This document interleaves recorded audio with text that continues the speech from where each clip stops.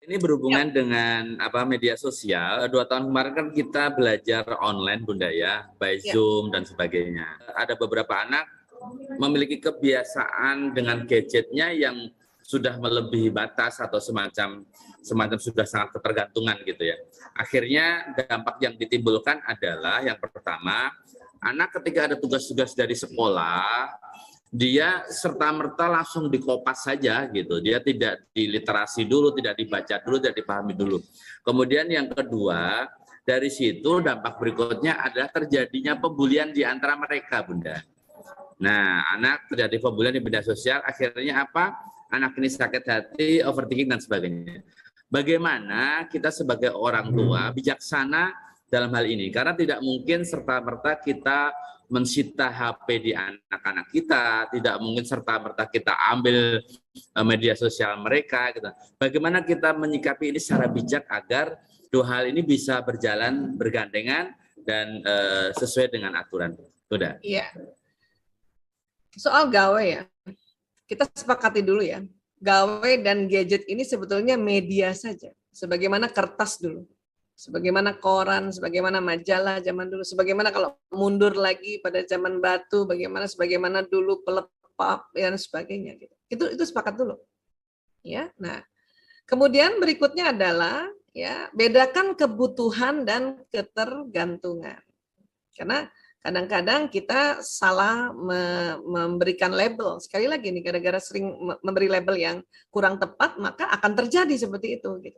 Nah, saat ini memang kebutuhan gawai ya, media yang dengan teknologi digital betul-betul sangat dibutuhkan. Pandemi kemarin gadget itu butuh banget memang.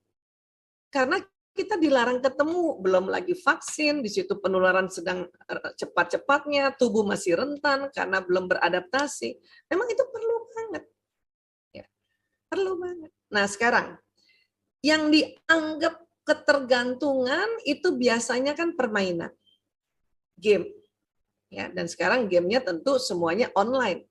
Kenapa? Ya itu tadi, kondisinya kita nggak bisa ketemu orang banyak dalam kondisi pandemi, apalagi game online merebak karena lagi nggak bisa ketemu. Sementara anak-anak juga di sisi belahan otaknya bagian kanan itu otak bermain. Dan belahan kanan sampai kapanpun itu nggak bisa hilang. Jadi bermain sampai kapanpun kita nggak bisa hilang ya gitu. Nah, sekarang yang disebut ketergantungan itu ada itemnya, ada dia punya ya nilai-nilainya gitu. Apa sih? Nah, disepakati oleh para pedagogi ya, pedagog ahli pendidikan untuk game online, bukan waktu dia pegang gadget, waktu dia belajar, lihat YouTube pelajaran misalnya ya, YouTube tutorial itu nggak dihitung. Kalau lagi main dan dalam satu pekan lebih 30 jam, nah barulah itu merara ketergantungan.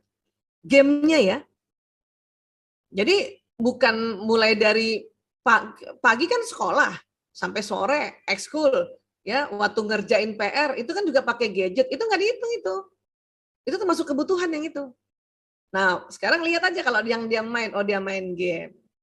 Nah kalau tugasnya udah banyak, main gamenya katakanlah misalnya sehari ya 3 jam misalnya, dalam 1 minggu kali 7 gitu kan 21 jam, itu masih belum dikategorikan ketergantungan gitu. Jadi ini pahami dulu ya, mana kebutuhan, mana ketergantungan. Karena jangan sampai sering bertengkar sama anak gara-gara masalah kebutuhan. Oke, ya. Nah, adapun kok tugasnya dicopas dan gaya sekarang ini terus terang ya, gaya sekarang adalah karena banyak sekali tugas, setiap guru memberikan tugas. Dan banyak sekali sumber informasi, sumber data. Maka waktu dia mencopas itu jangan salah, anak-anak baca kok. Cuman literasinya tidak seperti era kita dulu membaca buku yang literasi detail. Itu aja bedanya. Waktu dia copas baca nggak mungkin. Dan tadi saya bilang, otak anak sekarang Pentiumnya itu beda dengan Pentium kita, Pak Edi. Ya, dia baca cepet. Jangan kan gitu ya. Ngetik aja bisa cepet banget. Terus satu frame di gadgetnya dia bisa di laptopnya dia bisa buka 2 sampai 3 ya program di situ gitu kan. Dan cepat banget. Saya aja kalau diajarin anak-anak tentang laptop, saya selalu bilang, pelan-pelan nak, pelan-pelan. Ibu nggak secepat itu nak. Jadi jangan salah. Saya aja juga kalau bikin sesuatu, ya karena banyak sehari harus dilakukan, dan sekarang sudah tersedia informasi detail, ya walaupun misalnya dia sangat-sangat, itu enaknya ya digital ya, cari Google. Ya. Saya aja misalnya definisi intelektual, itu cari di Google, cari di kamus-kamusnya Google, kita copas. Nah waktu copas itu membaca kok. Gitu. Jadi artinya gini, buka dulu kita punya mind setting supaya anak-anak nggak tertekan. Tadi yang saya bilang tertekan. Anak sekarang itu tertekan karena kita belum mencoba untuk berempati kepada generasi sekarang. Buka aja dulu. Kalau kita udah buka, kita tenang kok. Anak-anak ngerti, anak-anak kalau diajak diskusi itu mendalam. Dan dia referensinya banyak karena dengan mudahnya. Kalau zaman kita dulu cari referensi ke perpustakaan. Dari rumah ke perpustakaannya, ya saya di Jakarta Perpustakaan Nasional itu di Salemba. Dari rumah jalan ke Salemba. Masuk ke sana, lihat dulu itu katalog. Cari lagi bukunya. Lama. Sekarang tinggal akses, itulah bagusnya digital. Saya sih lebih senang begitu mikirnya gitu. Ya. Nah, kemudian pembulian itu karena anak-anak tertekan, maka dia membuli. Dan biasanya watak yang menjadi pembuli itu yang watak ekstrovert, koleris sanguinis atau sanguinis koleris, terutama yang koleris. Yang korban bully tadi yang introvert, melankolis, flekmatis. Paling sering melankolis sama flekmatis itu yang jadi korban bulinya, Pak.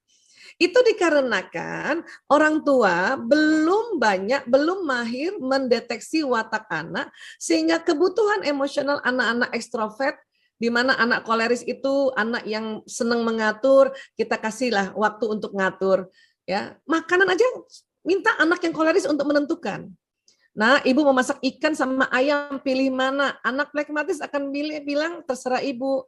Yang flekmatis tuh yang penonton tadi, anak damai. Anak melankolis lama ngambil putusannya, dia timbang-timbang enakan mana ya, lama nih. Sanguinis ya, dia dengan cepat, ya koleris dengan cepat juga, ya dia memilih. Aku ayam aja gitu.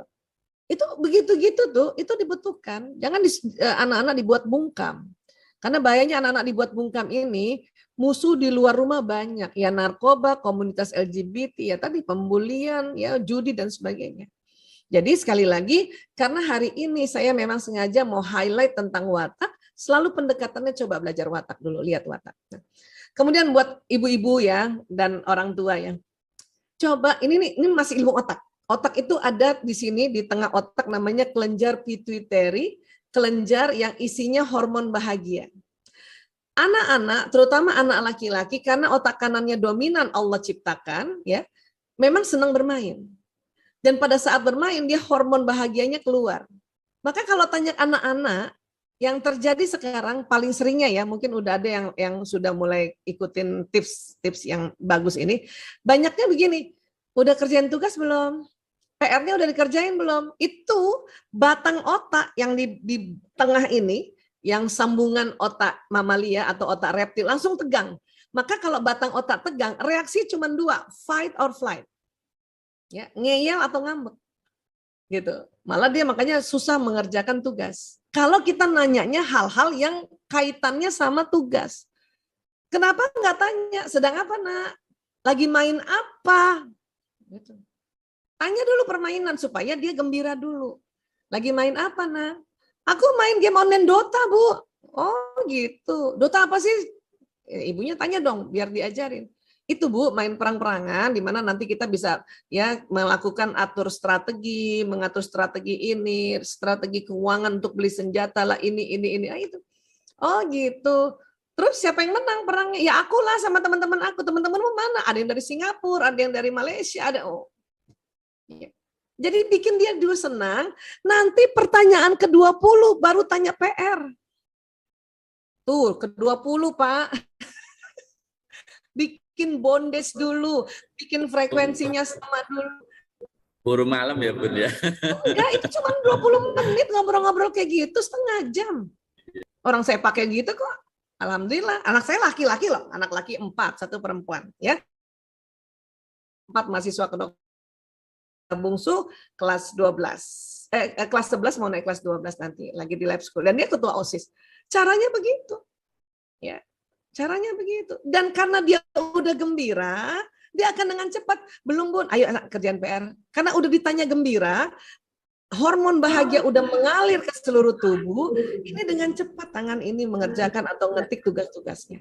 Dengan metode ya copas kah, mengambil dari sini, kan yang penting dia tahu ini diambilnya dari mana. Makanya disebut sumbernya dari mana, sumbernya dari mana. Seperti itu ya. Nah, itu kalau ditanya sama saya, karena itu yang saya pakai soalnya. Demikian Pak Edi, mudah-mudahan bisa memberikan ya tambahan tips ya, karena mungkin orang tua sudah punya tips masing-masing.